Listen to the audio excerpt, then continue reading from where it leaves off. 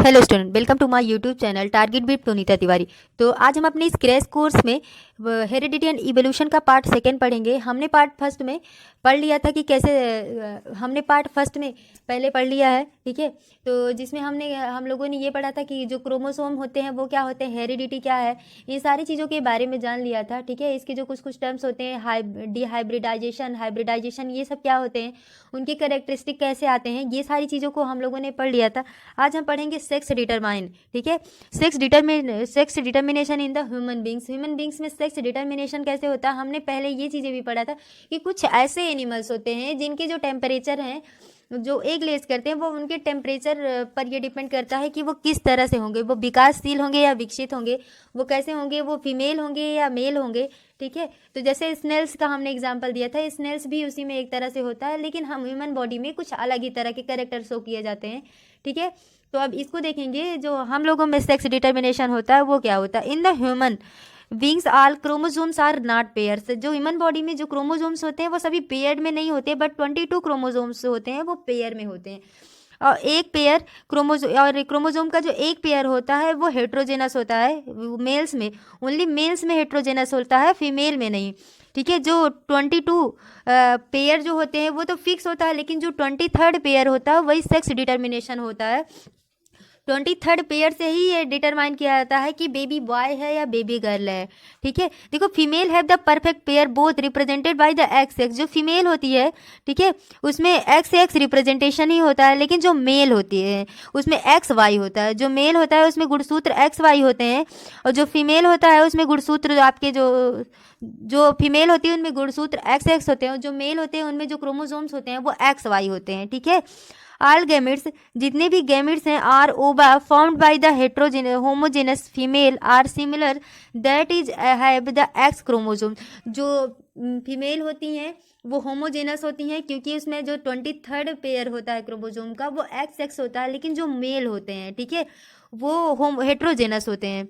देखो यहाँ पे जो मेल होते हैं वो हेट्रोजेनस होते हैं, क्यों? क्योंकि मेल्स में एक्स और वाई दो तरह के क्रोमोजोम होते हैं, हाफ तो एक्स होता है और हाफ वाई होता है। यही एक्स वाई क्रोमोजोम डिपेंड करता है कि बेबी गर्ल है या बेबी बॉय। इसकी 2 पॉसिबिलिटीज़ होती हैं। तो चलिए वो पॉसिबिलिटीज़ को देखते हैं, एक बार ध्यान से देखिएगा। यहाँ पे इनकी जो पॉसिबिलिटीज़ हैं, देखिए सबसे पहले यहाँ पे एक्स वाई मेल का है, ये 23rd है, ध्यान दीजिएगा, ये 23rd पेयर है, ठीक है, ये 23rd पेयर है।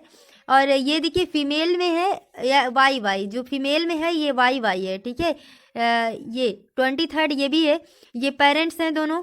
इसका स्पर्म देखिए एक्स और वाई, जब यहाँ पे एक्स आया और वाई आया, यहाँ पे एक्स और एक्स का होगा, तो जब एक्स का वाई के साथ होगा तो मिलकर के एक्स वाई बनेगा। मतलब ये जो जाइगोट है, जो ये बन रहा है, ये क्या होगा, मेल होगा। जब एक्स का एक्स के साथ होगा तो आपका एक्स वाई होगा, सॉरी एक्स एक्स होगा, मतलब फीमेल है। तो यहाँ पे क्वेश्चन ये पूछा जाता है आपसे, ठीक है, कि फर्स्ट फर्टिलाइजेशन में जो पहला बच्चा होता है वो क्या है, या तो वो मेल होगा या फीमेल होगा। ये बात तो जाहिर सी है, लेकिन कितने परसेंट चांसेज होती है, तो 50%, 50% ये चांसेस होता है कि वो मेल होगा, और 50% ये चांसेज होते हैं कि वो फीमेल होंगे। ध्यान दीजिएगा एक बार फिर से, जो मेल का 23rd पेयर होता है क्रोमोजोम का, वो एक्स वाई होता है, जो फीमेल का है वो एक्स एक्स होता है। इसको होमोजेनस कहते हैं। मेल के क्रोमोसोम्स को हेट्रोजेनस कहते हैं, ठीक है। जो मेल का क्रोमोसोम है यही निर्धारित करता है, यही डिटरमाइन करता है कि बेबी गर्ल है या बेबी बॉय है। फर्स्ट फर्टिलाइजेशन में 50% के चांसेस होते हैं कि वो बॉय है या फिर गर्ल्स है, ठीक है। चलिए नेक्स्ट पे चलते हैं, ऑटोसोम्स। ऑटोसोम के बारे में पढ़ लेते हैं। ऑटोसोम क्या है, those chromosome which do not play any role in the sex determination. कुछ ऐसे भी क्रोमोसोम्स होते हैं जो कि सेक्स डिटर्मिनेशन में कोई रोल प्ले नहीं करते हैं। सेक्स क्रोमोसोम के बारे में जान लेते हैं। Those chromosome which play the role in the determining sex of a newborn. ऐसे क्रोमोसोम जो रोल प्ले करते हैं न्यूबॉर्न, जो बच्चा है, बच्चा होने में, मतलब बच्चे के सेक्स डिटर्मिनेशन में जो रोल प्ले करता है, तो जानते हैं। फर्स्ट जो मैंने आपको अभी ये बताया वही पीछे यहाँ पे राइट है। If the sperm having X chromosome fertilize with the ovum with the X chromosome then baby will be X chromosome and it will be female. यदि एक्स क्रोमोजोम और यदि एक्स क्रोमोजोम में फर्टिलाइज हो रहा है तो जो बेबी होगी वो फीमेल होगी। इफ एक्स वाई क्रोमोजोम में फर्टिलाइज हो रहा है तो बेबी कैसा होगा, बेबी जो चाइल्ड होगा वो मेल होगा। ओके, ये जानते रहिएगा। नेक्स्ट पे देखते हैं इवोल्यूशन क्या है, ये इंपॉर्टेंट है, हमने आपको पहले भी बताया था। फादर ऑफ इवोल्यूशन किसको कहते हैं, चार्ल्स डार्विन को कहते हैं। ठीक है, तो इवोल्यूशन क्या होता है, acquire and inherited traits, speciation evolution and classification, evolution by the stages, human is evolution. देखिए इवोल्यूशन क्या होता है, ये जो है हमें अपनी पीढ़ी दर पीढ़ी, यानी हमें कुछ तो विरासत में गुण मिले होते हैं जो हमारे लिए स्पेशल होते हैं, जो हमारे विकास में, हमारे विकास के पार्ट में, हमारे विकास के स्टेज में बहुत इंपॉर्टेंट रोल प्ले करते हैं, जिसे हम विरासत में कहते हैं। कुछ ऐसे गुण होते हैं जो हमें विरासत में मिलते हैं, मतलब हमारे पूर्वजों से मिलते हैं, तो वो हमें इस दुनिया में अलग करते हैं, सबसे अलग करते हैं। ठीक है, आगे बढ़ते इवोल्यूशन। इवोल्यूशन मीन्स होता है विकास। It is the sequence of the gradual irreversible changes which took place in the primitive organism over the million of years to form new present day species। ध्यान दीजिएगा, ये एक जो होता है क्रमिक, एक सिक्वेंसुअल परिवर्तन होता है, सिक्वेंसुअल विकास होता है, जो कि लाखों वर्षों से होता हुआ आ रहा है। अभी जो प्रेजेंट टाइम में नई नई प्रजातियां बन रही हैं, ये आज से ही थोड़ी शुरू हुई हैं, ये लाखों वर्षों से चलती आ रही हैं। ठीक है, ये जो न्यू स्पीसीज है, जो न्यू ऑर्गेनिज्म होते हैं, इनके निर्माण के लिए, इनके बनने के लिए बहुत विभिन्न प्रकार के डीएनए होते हैं जिसे कॉपिंग किया जाता है। ठीक है, और उन जिन डीएनए में कुछ ना कुछ मतलब कुछ डिफेक्ट होता है उसे निकाल दिया जाता है। तो ऐसे देखते हैं, कभी कभी होता है हमारे पेरेंट्स के अंदर जो अच्छे गुण होते हैं वो भी हमें दिखाई देते हैं, जो बुरे गुण होते हैं वो भी हमें दिखाई देते हैं। ये सब किसके कारण होता है, ये सब डीएनए के कारण होता है। ठीक है, इतनी बड़ी पॉपुलेशन है, इस पॉपुलेशन में खुद को स्पेशल दिखाने के लिए, खुद को भिन्न दिखाने के लिए जितनी भी समूह होते हैं उनमें कुछ ना कुछ अलग से डीएनए होते हैं। ठीक है, जितनी भी चीज़ें होती हैं, जितने भी स्पीसीज होते हैं, वो अपने इस समूह को बढ़ाने के लिए रिप्रोड्यूस करते हैं, अपने इस विविधता को बढ़ाने के लिए, अपने इस इवोल्यूशन को बढ़ाने के लिए रिप्रोड्यूस करते हैं। ठीक है, वो रिप्रोड्यूस चाहे सेक्सुअल होता है चाहे असेक्सुअल होता है। जैसे हम देखते हैं कि जो झाड़ियाँ होती है तो उसके आसपास झाड़ियों का समूह बन जाता है। ठीक है, जो मनुष्य होते हैं, हम ऑर्गेनिज्म है, हमारे आसपास भी ऑर्गेनिज्म रहते हैं। इसी तरह से जितने भी ऑर्गेनिज्म होते हैं सब के सब अपनी इस जनसंख्या को, अपनी इस पॉपुलेशन को हमेशा बढ़ाने का ही प्रयास करते हैं। तो चलिए देखते हैं, इसके स्टेजेस भी कुछ दिए गए हैं। इसके फर्स्ट सिचुएशन में क्या होता है, सेकेंड सिचुएशन में क्या होता है। ठीक है, तो चलिए देखते हैं फर्स्ट सिचुएशन में। यहाँ पे आपको कुछ, यहाँ पे क्रोज और कुछ बीटल्स दिखाई दे रहे हैं, ध्यान दीजिएगा। यहाँ है। ठीक है, यहाँ आपको क्रोज दिखाई दे रहे हैं। फर्स्ट स्टेटमेंट में कुछ क्रोज दिखाई दे रहे हैं। ठीक है, और बीटल्स हैं। लेटस माना कि यहाँ पे हम ये जान लेते हैं, माना कि ये जो क्रो है, ठीक है, ये जो बीटल्स है ये हरी झाड़ियों पे हैं। ठीक है, ये हरी झाड़ियों पे, इनका कलर ब्लैक है। ठीक है, ये जो बीटल्स है ये हरी झाड़ियों पे है, ग्रीन लीव्स पे हैं, ग्रीन ट्री पे हैं, इनका जो कलर है वो ब्लैक है। तो अब ये जो क्रो है, देखिए यहाँ पे इनकी जो संख्या है ये बहुत सारे पॉपुलेशन में है। ठीक है, यहाँ पे ये कुछ ज़्यादा ही है, लेकिन यहाँ पे देखिए धीरे धीरे कम होते जा रहे हैं। क्यों? क्योंकि ये जो ब्लैक बीटल्स हैं ये इस ग्रीन लीफ पे दिखाई दे रहे हैं, इसलिए ये कौवे जो ये क्रो हैं ये इनको खाए जा रहे हैं। ठीक है, अब यहाँ देखिए, अब इस कंडीशन पे क्या हो रहा है, ये ग्रीन लीव्स में है और धीरे धीरे ग्रीन लीव्स के अकॉर्डिंग ये जो बीटल्स हैं ग्रीन लीव्स पे ही हैं और धीरे धीरे ग्रीन लीव्स के अकॉर्डिंग अपने आप को चेंज कर लिए हैं। ठीक है, अब ये कुछ ग्रीन कलर की बीटल हैं जो कि अपनी ग्रीन कलर की होती है और ये ग्रीन लीव्स में, इनको कौवे नहीं खा पा रहे हैं। क्यों? क्योंकि ये इस कलर को अडॉप्ट कर लिया और ये दिखाई नहीं दे रहे हैं उस ग्रीन लीव्स पे। ठीक है, तो एक चीज़ ये जानते रहिए कि जब कोई भी ऑर्गेनिज्म अपनी पॉपुलेशन या फिर कोई भी ऑर्गेनिज्म अपने से भिन्न होती है, ठीक है, अपने से भिन्न होती है तो वो जल्दी ही ख़त्म हो जाती है। ठीक है, ख़त्म कैसे हो जाती है? क्योंकि उसकी क्वांटिटी कम है, ठीक है, वो कम मात्रा में पाई जाती हैं और धीरे धीरे वो लुप्त होती जाती है, वो ख़त्म होती जाती हैं। कितना भी रिप्रोडक्शन करती हैं, पर अगर उनके अकॉर्डिंग क्लाइमेट नहीं है, उनके अकॉर्डिंग कलर नहीं है, उनके अकॉर्डिंग ये पूरा एटमॉस्फेयर नहीं है, तो वो धीरे धीरे ख़त्म होती जाती हैं, ठीक है। जिस तरह से ये कौवे जो है इसको मार रहे हैं, ठीक है, लेकिन यहाँ पे देखिए जब इनके अकॉर्डिंग क्लाइमेट है, इनके अकॉर्डिंग सब कुछ है, तो ये कौवे इनको नहीं देख पा रहे हैं, ठीक है। क्यों? क्योंकि जिस कलर की ये ग्रास है, जिस कलर की ग्रास है उसी कलर की ये ब्रिटल्स भी हो गए हैं। समझ में आया? ये फर्स्ट स्टेज का है।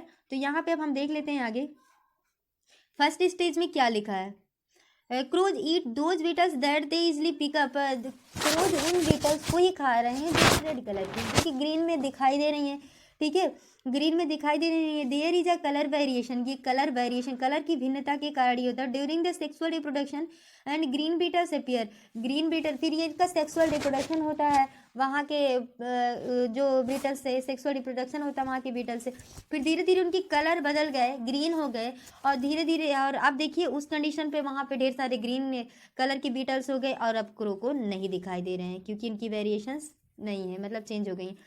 सेकेंड स्टेज में देखिए, सेकेंड स्टेज में क्या कर रहा है, second, due to the colour variation few blue beetles appear. अब यहाँ पे देखिए due to the colour variation, colour variation में क्या होता है, blue beetles appear forming blue population, blue beetles जो होते हैं ब्लू पॉपुलेशन को बढ़ा रही हैं। क्रो जो है वो देख पाते हैं, वो रेड कलर के, can C both red and blue, crow जो है वो रेड और ब्लू दोनों को देखते हैं, इसलिए खा जाते हैं। Initially there are the more of red beetles and less of blue beetle, पहले तो स्टार्टिंग में क्या था, रेड बीटल्स बहुत ज़्यादा थे और ब्लू बीटल्स कम थे। There are sudden calamity and elephant kill the red beetles, अचानक ऐसा हुआ कि मौसम परिवर्तन हुआ, एक एलिफेंट था जिसने रेड बीटल्स को सारे को मार दिया, ठीक है, स्टैम्पिंग ऑन द बसा, उसने उस झाड़ी पे मान लो स्टम्प कर दिया, उसने इसको मार दिया। Then blue beetles survive, reproduce and increase in the number, फिर वहाँ ब्लू बीटल्स सर्वाइव करते हैं और अपने नंबर को क्या करते हैं, इंक्रीज करते हैं। There is no survival advantage, but उसको कोई सर्वाइवल एडवांटेज नहीं मिलता, but provide the diversity without any adaptation, लेकिन वो अपनी डाइवर्सिटी को फिर भी बढ़ाते हैं बिना किसी एडॉप्टेशन के, ठीक है। सिचुएशन थर्ड में देखिए, यहाँ पे आपको दिखाई दे रहा है, ये देखिए स्टेटमेंट में कह रहा है, ये मान लो रेड बीटल्स है, इसको धीरे धीरे मार रही है, ये ब्लू बीटल्स है, इन दोनों का रिप्रोडक्शन हुआ है, ठीक है, ये इतने सारे रेड बीटल्स हो गए हैं। अचानक एक एलिफेंट आता है जिसने रेड बीटल को मार दिया है, ठीक है। अब रेड बीटल कम हो गए लेकिन ब्लू बीटल अधिक हैं, क्यों? क्योंकि वो बिना भी किसी क्लाइमेट चेंज के ही अपने आप को बढ़ा रहे हैं, अपने आप को सर्वाइव कर रहे हैं। As the population of beetle, third stage में कह रहा है, as the population of beetle increase the basis suffer from. अब इसमें कह रहा है कि जैसे जैसे बीटल्स जो हैं, यहाँ पे हम आपको एक्सप्लेन कर दे रहे हैं। कह रहा है कि थर्ड पॉपुलेशन में क्या होता है, जैसे जैसे बीटल्स बढ़ रहे हैं, ठीक है, जिन झाड़ियों पे रह रहे हैं, जिन प्लेस पे या जिन ग्रास पे रह रहे हैं, उसमें वो ख़त्म होने लग रही हैं, वो सूख जाती हैं, अब वो सूख रही हैं धीरे धीरे। तो जब सूख रही हैं तो इनको खाने को कुछ नहीं मिल रहा है, ठीक है, वो सूख रही हैं, इनको खाने को कुछ नहीं मिल रहा है। तो देखिए ये दुबली पतली हो गई, बहुत कमज़ोर हो गई हैं। फिर अचानक क्या हुआ, क्लाइमेट चेंज हुआ और वो ग्रास फिर से सही हो गई, फिर अब ये खाने लगे, देखिए, ठीक है, और फिर से इनको अपनी विरासत एक तरह से मिल गई, फिर से इनमें परिवर्तन हो गया, इसमें इनको भोजन मिलने लगा, फूड मिलने लगा, फिर से ये अच्छे हो गए, ठीक है। अब आगे हम पढ़ेंगे एक्वायर्ड ट्रेड्स, कुछ लक्षण ऐसे होते हैं जो कि एक्वायर्ड होते हैं, जो कि हमें मिले होते हैं। Acquired traits are those which are not inherited over the generation as they are caused due to the change in the non reproductive tissues and are not passed of the DNA of the age cells, and example the size of the beetles in the population decrease due to the scarcity of the food। यहाँ पे ध्यान दीजिएगा।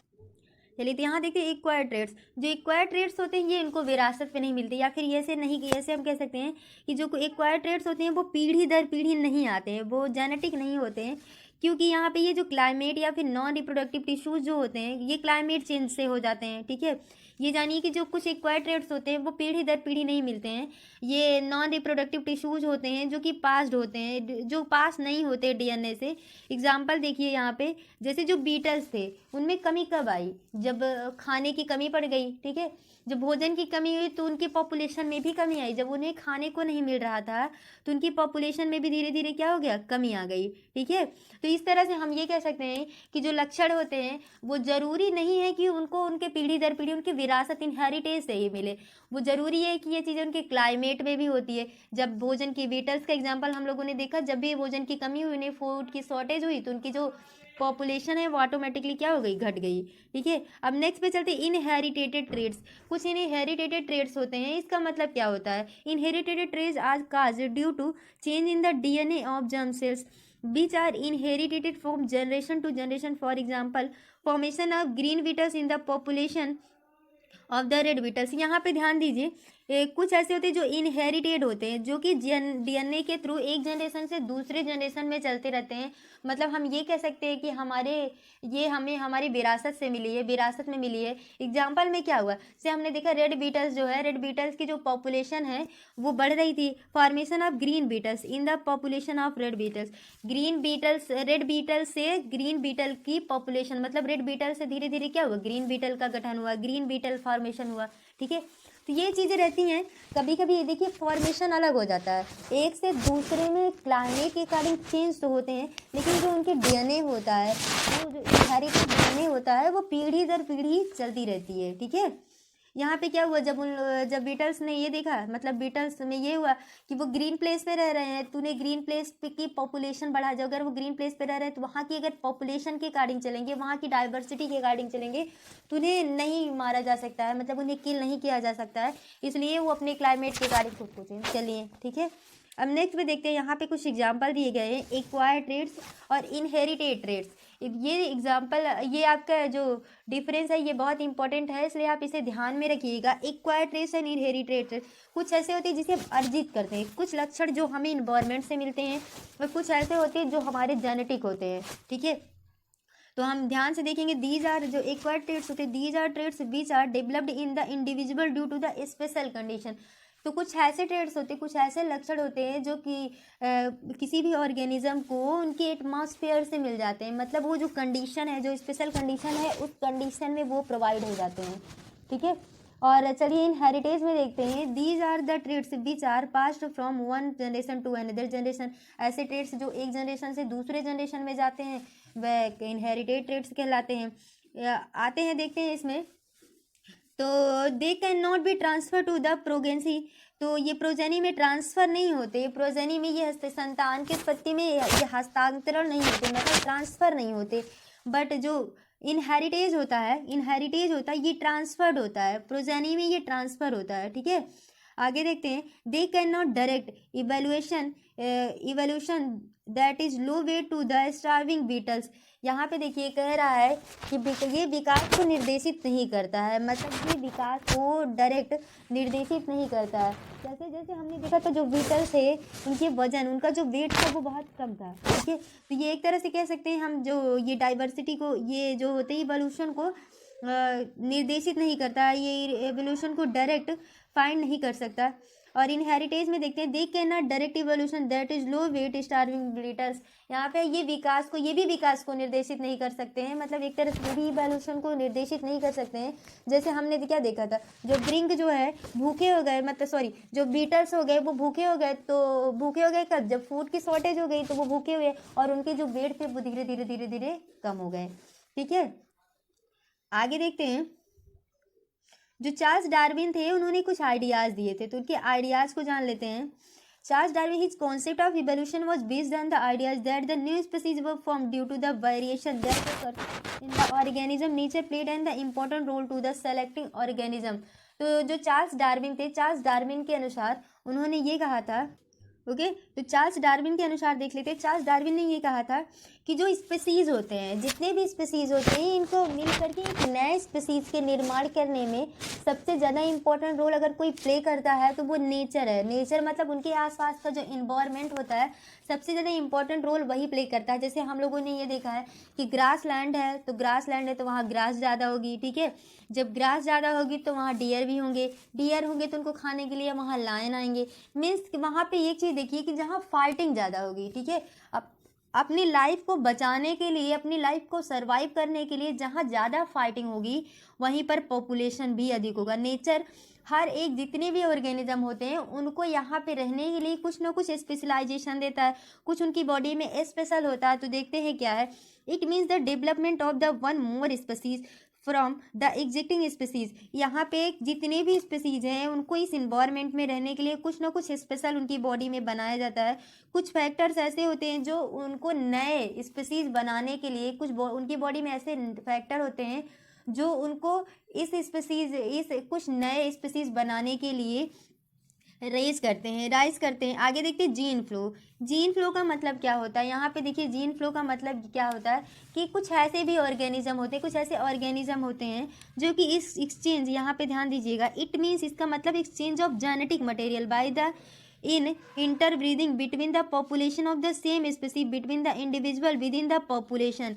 यहाँ पे ध्यान से देखिएगा jeans flow क्या होता है।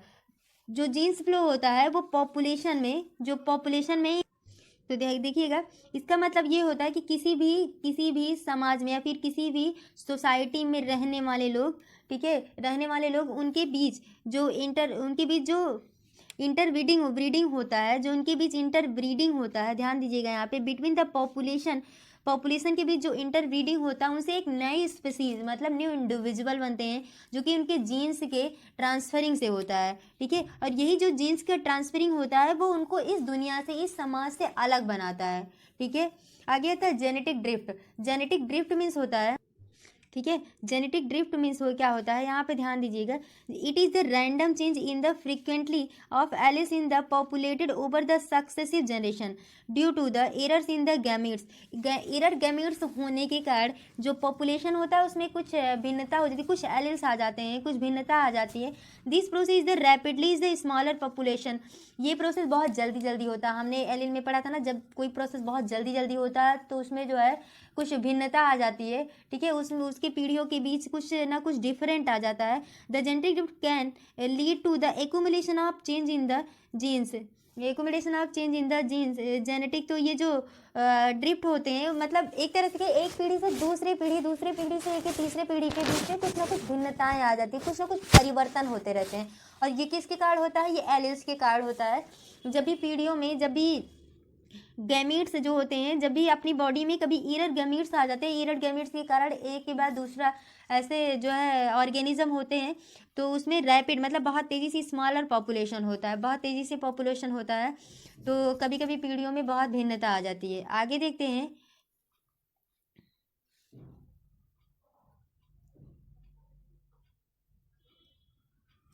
यहाँ पे देखिए natural selection according to the Darwin, natural selection also play in the important role to the bringing about the evolution of the new species plant and animals according to the variation। एक बार इसको बहुत ध्यान, इसको आप बस ऐसे सुन लीजिए। इसमें क्या है, इसमें यह है कि डार्विन ने ये बताया था कि जो नेचर होते हैं, जो प्राकृतिक रूप से जो प्लांट्स होते हैं, जो एनिमल्स होते हैं, एनिमल्स की जो न्यू इंडिविजुअल्स होते हैं, ठीक है, इनके इवोल्यूशन में बहुत ज़्यादा इंपॉर्टेंट रोल प्ले करता है कौन, ये नेचर जो होता है, एनिमल्स और ऑर्गेनिज्म जितने भी होते हैं सबके इवोल्यूशन में बहुत ज़्यादा इंपॉर्टेंट रोल प्ले करता है। इनके जो डार्विन थे, इनके अनुसार इन्होंने क्या कहा था कि जो पॉपुलेशन होती है, जो जनसंख्या होती है, जनसंख्या के जो इतने भी व्यक्ति होते हैं सब में कुछ ना कुछ भिन्नताएं होती हैं, ठीक है। इस दुनिया में, इस जनसंख्या में जितने भी व्यक्ति होते हैं, जितने भी ऑर्गेनिज्म होते हैं, सब में कुछ ना कुछ भिन्नताएं होती हैं।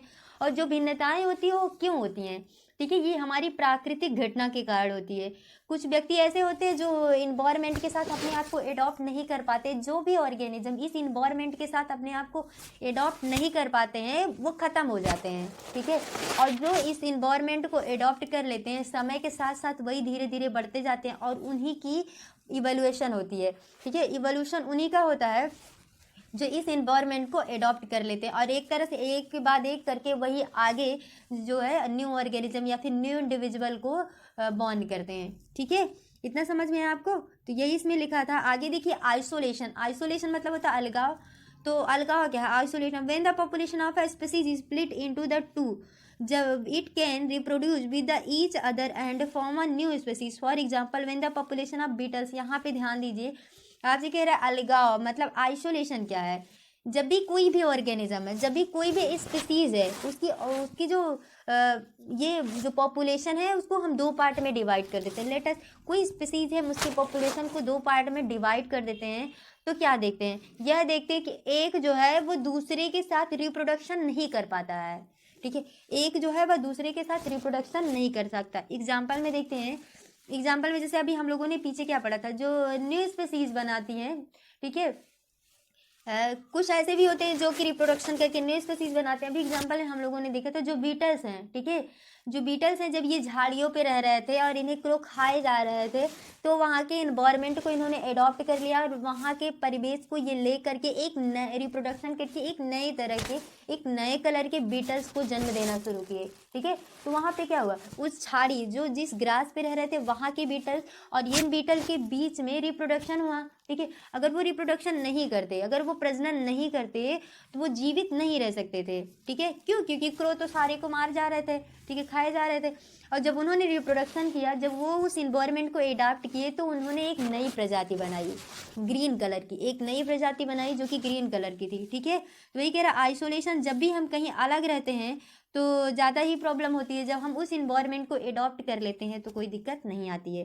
ठीक है, इवोल्यूशन एंड क्लासिफिकेशन, विकास और इसका क्लासिफिकेशन कैसे होता है ये देखते हैं एक बार। यहाँ पे देखिए, इवोल्यूशन में the organism show the certain feature, जो ऑर्गेनिज्म होते हैं उनमें कुछ अलग ही फीचर होते हैं, वो कुछ अलग ही विशेष तरह की जो है फीचर्स दिखाते हैं। Like appearance and the behaviour which are called the characteristic. For example, plant can perform photosynthesis. देखिए, जितने भी ऑर्गेनिज्म होते हैं सबके कुछ ना कुछ अलग तरह के फीचर्स होते हैं और इन्हीं फीचर को हम उनके कैरेक्टरिस्टिक कहते हैं, मतलब उनका ये चरित्र या फिर उनका गुण कहते हैं। जैसे एग्जाम्पल में देखते हैं, जो प्लांट्स होते हैं वो फोटोसिंथेसिस करते हैं। The basic characteristic are the shared by the large number, यहाँ पे देखिए, the basic characteristic are shared by a large number of organism.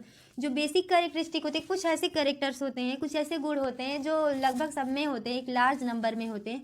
More characteristic विच सो, कुछ ऐसे और अधिक कैरेक्टरिस्टिक होते हैं which so the two species have a common more closely are related. If they are more closely related then they common ancestor. देखिए यहाँ पे देखो, कुछ ऐसे होते हैं, कुछ मोर कैरेक्टरिस्टिक, कुछ ऐसे कैरेक्टरिस्टिक्स होते हैं जो कि दो लोगों में दिखाई देते हैं, दो लोगों में दिखाई देते हैं, मतलब जैसे भाई बहन हुआ, भाई बहन के बीच में कुछ ऐसे कैरेक्टरिस्टिक होते हैं जो कि सेम होते हैं, कुछ ऐसे गुण होते हैं दोनों में जो कि सेम होते हैं। ठीक है, and the evolutionary relationship can be traces by the help of the following. तो इसी तरह से हम इसके कुछ विकास को देखेंगे कि कैसे होता है इनका विकास। ठीक है, तो फर्स्ट देखते हैं होमोलोगस ऑर्गन्स। होमोलोगस ऑर्गन्स के थ्रू कैसे इनका विकास होता है ये हम देख लेते हैं। ठीक है, होमोलोगस ऑर्गन्स मीन्स होता है कि कुछ ऐसे होते हैं जो जिनके गुण मतलब जो समान होते हैं, या फिर थोड़ा बहुत जिसमें परिवर्तन नहीं होता है, मतलब थोड़ा बहुत जिसमें चेंजेस होते हैं, बाकी समान ही होते हैं। Those organs which have the same basic structure organism and developed origin but perform different function and the appearance, for example that the families of the frog, lizard, birds, bats। यहाँ पे देखिए, कुछ ऐसे ऑर्गेनिज्म हैं जिनके body में कुछ ऐसे ऑर्गन्स होते हैं जो कि दिखाई तो अलग अलग देते हैं, ठीक है, लेकिन उनका काम सेम होता है। जैसे फ्रॉग की लेग है, ये लिजार्ड की है, बर्ड है, ह्यूमन का, सबके लेग क्या करते हैं, लेग जो होते हैं, जो उनकी बोन्स की डिज़ाइन होती है वो तो अलग अलग होती है, लेकिन जो कार्य है वो सेम करते हैं, जो कार्य होता है, जो भी वर्क होता है वो सेम करते हैं, तो इन्हें हम होमोलोगस ऑर्गन्स कहते हैं। ठीक है, और यहाँ पे एक चीज़ और देख लीजिए, कुछ ऐसे भी होते हैं, ठीक है, एनालोगस देखते हैं, एनालोगस देखते हैं जिसे अनुरूप अंग करते हैं। कुछ ऐसे भी होते हैं जिनके डिज़ाइन अलग अलग होते हैं, ठीक है, जिनकी एवोल्यूशन भी अलग तरह से हुई है, जिनका डेवलपमेंट अलग तरह से होते हैं, लेकिन देखने में वो एक जैसे लगते हैं और उनका कार्य समान होता है। देखने में अलग होते हैं बट जो कार्य होता है वो समान होता है, जो वर्क करते हैं वो सेम वर्क करते हैं। ठीक है, जैसे देख लेते हैं यहाँ पे, जो विंग्स होता है, विंग्स ऑफ बैट का और जो बर्ड का विंग्स होता है, दोनों किस कार्य में आते हैं, दोनों उड़ने में, मतलब फ्लाइंग करने के वर्क में आते हैं। विंग्स जो होते हैं वो फ्लाई करने के काम में आते हैं, ठीक है, लेकिन स्ट्रक्चर देखिए, स्ट्रक्चर दोनों का अलग अलग होता है। जो डिज़ाइन की गई है, देखिए जो डिज़ाइन है वो उनकी क्या अलग है, लेकिन वर्क क्या होता है, वर्क क्या है, फ्लाई करने में ही काम आता है।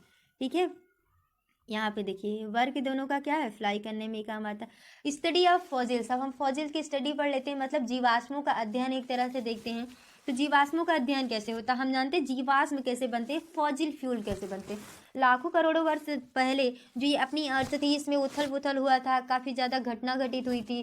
तो क्या हुआ था कि तो काफ़ी लाखों वर्ष पहले जैसे कुछ जानवर जो थे वो मर गए थे, मान लो।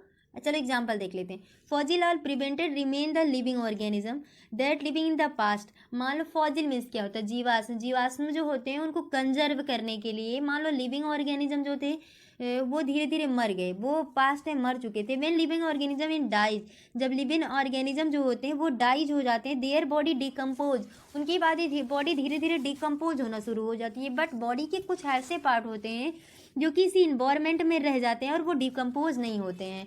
That they do not decompose. For the example, it dead insect get caught in a hot mud. इसका मतलब ये है कि जो ऑर्गेनिज्म होते हैं, ठीक है, जो ऑर्गेनिज्म है, ठीक है, कुछ ऐसे ऑर्गेनिज्म होते हैं जो कि मर तो जाते हैं, ठीक, धीरे धीरे उनकी बॉडी के कुछ पार्ट भी डिकम्पोज हो जाते हैं, लेकिन कुछ ऐसे ऑर्गेनिज्म मतलब कुछ वैसे उनकी बॉडी के पार्ट होते हैं जो डिकम्पोज नहीं होते, वो इसी एनवायरनमेंट में रह जाते हैं।